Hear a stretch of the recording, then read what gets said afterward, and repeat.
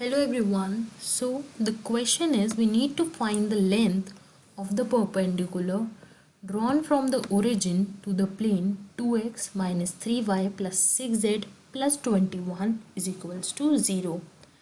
As we know, the line is drawn from the origin. So the one of the end point would be 0 comma 0 comma 0, as on origin x comma y comma z coordinates are 0.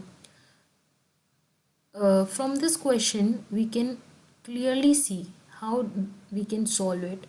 Firstly, we know the formula to calculate the perpendicular.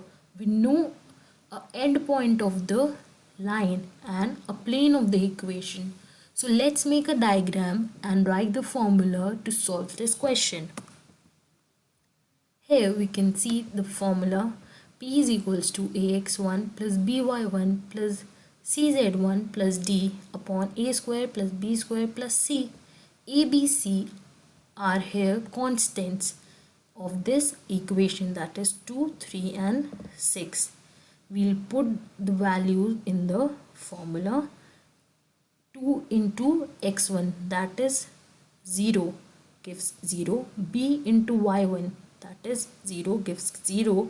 C into z1, 6 into 0 gives 0 plus d, that is 21 upon 2 square plus 3 square plus 6 square, that will give us 49. So P is equals to 21 upon 49. Now if we calculate the under root of 49, we know that it is 7. So 21 upon 7 is nothing but 3.